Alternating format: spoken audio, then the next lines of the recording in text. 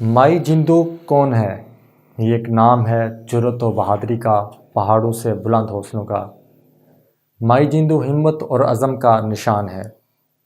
یہ 5 جون 1992 تھا جب حیدرآباد کے شہر گاؤں ٹنڈو بہاول میں پاک فوج کے میجر ارشد جمیل نے اپنے فوجی دستے کے ہمراہ 9 کسانوں کو گاڑیوں میں اٹھایا اور جام شوروں کے نزدیک دریائے سندھ کے کنارے جا کر گولیوں سے چھننی کر دیا۔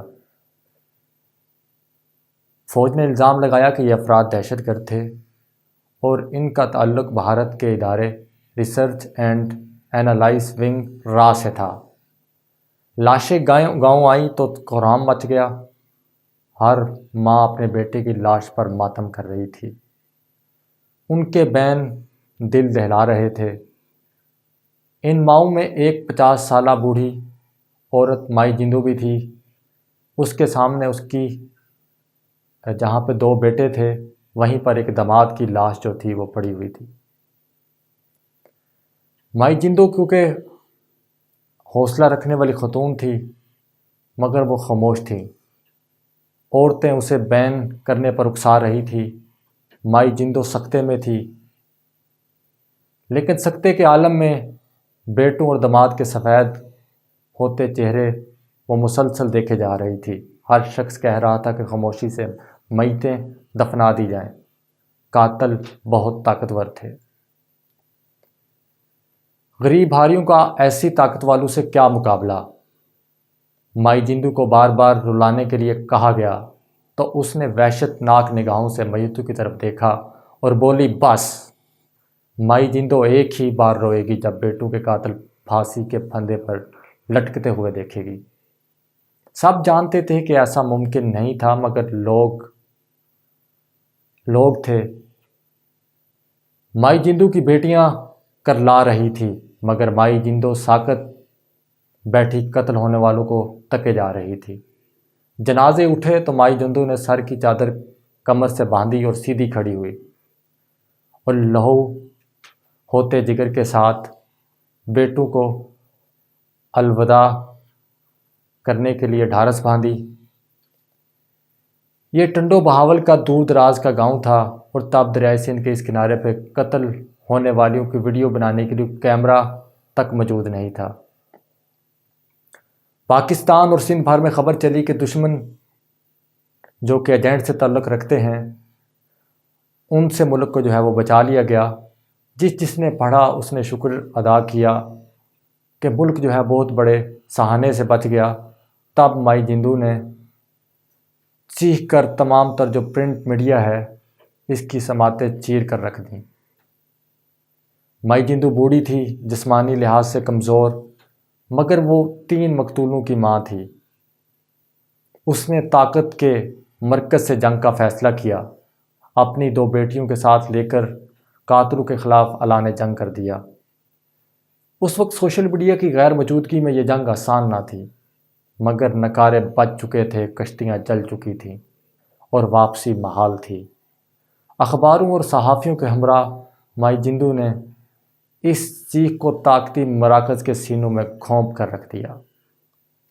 پہلی جھڑپ ختم ہوئی اور گرد چھٹی تو معلوم ہوا کہ قتل ہونے والے دہشت گرد نہ تھے بلکہ میجر ارشد جمیل نے اپنے ساتھیوں کے ہمراہ جو حملہ کیا وہ اصل میں زمین کا جھگڑا تھا جس کی سزا میں انہیں قتل ہونا پڑا تھا۔ 24 جولائی 1992 کو جنرل آصف نواز اور نواز شریف نے ملاقات کی اور جنرل آصف نواز نے میجر ارشد جمیل کو کورٹ مارشل کرنے کا حکم دیا۔ 29 اکتوبر کو فیلڈ جنرل کورٹ مارشل نے میجر ارشد جمیل کو سزائے موت اور 13 فوجی اہلکار جو کہ اس وقت ساتھ ملوث تھے ان کو عمر قید کی سزا سنائی۔ میجر نے فوج کے سپہ سالار سے رحم کی اپیل کی اور 14 ستمبر 1993 کو یہ اپیل مسترد ہوئی۔ اس کے بعد رحم کی اپیل صدر فاروق لغاری سے کی گئی جو کہ 31 جولائی 1995 کو مسترد تو کی گئی لیکن سزا پر عمل درآمد روک دیا گیا۔ اس کے بعد میجر ارشد جمیل کے بھائی کی اپیل پر سپریم کورٹ کے جج اس وقت جو تھے سید الزماں صدیقی نے حکم امتناعی جو تھا وہ جاری کیا اور سزا کو ایک دفعہ پھر روک دیا گیا۔ یہ مائی جندو کے لیے یہ خبر انتہائی دردناک تھی۔ سزائے موت پر عمل نہ ہونے پر 11 ستمبر 1996 کو مائی جندو کے ساتھ مسلسل چلنے والی ان کی 2 بیٹیوں نے حیدرآباد پریس کلب کے سامنے خود پر تیل چھڑکا اور اس کے بعد خود سوزی کر لی۔ ان کو نازک حالت میں ہسپتال لے جایا گیا مگر وہ جاں بار نہ ہو سکی۔ بالآخر 28 اکتوبر 1996 کو طاقت کی دیوار مائی جندو کے مسلسل دھکوں کے سامنے ڈھیر ہو گئی۔ یہ حیدرآباد سینٹرل جیل تھی۔ جب مائی جندو کو پھانسی گھاٹ لایا گیا تو سامنے تختہ دار پر اس گاؤں کے 9 بیٹوں کا قاتل کھڑا تھا۔ میجر ارشد جمیل کو تختہ دار پر لٹکا دیا گیا۔ اس جنگ میں سب سے حسین رشتے کھو دینے والی مائی جندو آج کی تاریخ تک حیات ہے۔ اپنی آنکھوں کے سامنے پاکستان کو لازوال قربانیوں کے بعد دیکھنے والی مائی جندو آج اپنی زندگی کی 80 بہاریں دیکھ چکی ہیں۔ اس کہانی کو سنانے کا مقصد یہ تھا کہ اگر آپ کسی مشن پہ نکل جاتے ہیں تو انصاف جو ہے وہ آپ کی دہلیز پر ضرور پہنچتا ہے۔ مائی جندو کی کہانی بھی اسی طرح سے تھی اور آج ان کو ایک بہادر خاتون کے نام سے صرف نہ جانا جاتا ہے بلکہ ہم دیکھتے ہیں کہ ہر جگہ سندھ میں یا ہم دیکھتے ہیں کہ گوگل کے اوپر آپ کو ان کی جو مکمل انفارمیشن ہے وہ آپ کو مل سکتی ہے، جس طرح سے انہوں نے انصاف کے لیے اسٹرگل کیا۔